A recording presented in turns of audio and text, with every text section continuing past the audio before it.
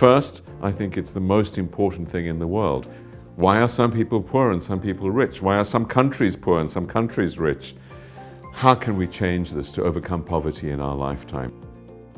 This is the most incredible time in human history for progress, and yet over 1 billion people still live in dire poverty around the world. And this is a tragedy in a time of abundance in the world. So overcoming that and learning more rapidly about what works and what doesn't work and why is more and more important. We have almost 100 years of literature, of experience of development. In fact, it started much earlier with the forefathers of economics and many others. Aristotle pondered this question as to why people are able to progress and why sometimes they're not. So there's a lot to draw on. Every situation is unique. It's even different for a country from one time to the next. What might have worked for a country 20 years ago might not work today. There's no simple replicable system which you can take, and that's one of the great tragedies of the aid industries. They try and reproduce the lessons.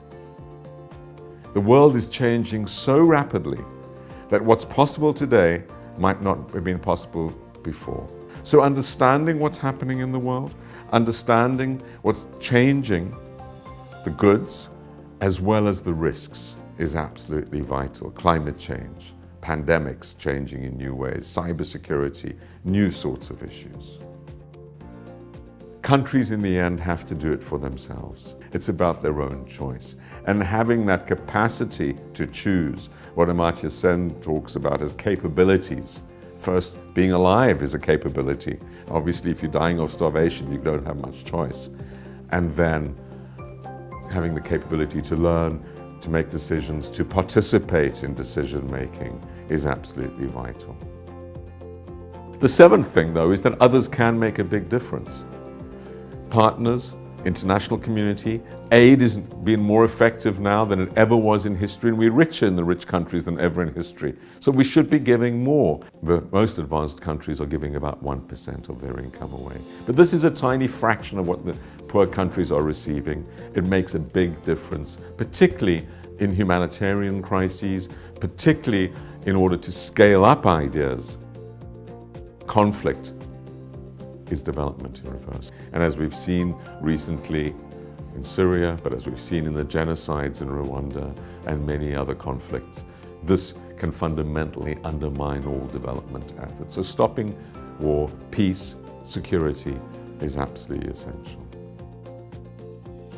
Poor people suffer most from risks. It's poor people that don't have the savings, that don't have the capability to move, that can't migrate.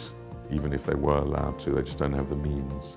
Managing risk at the global level, climate change, pandemics, cyber, conflict, and others, is particularly a development issue. When people think about development, they often think about other people. But in the end, development's about us. It's about who we are as individuals, as humans. Do we care about suffering at the other side of the world? Do we care about other people? We are making decisions every day which aren't about other people, they're about ourselves and what our ethics are, what we think is important in the world, and what world we want to live in the future.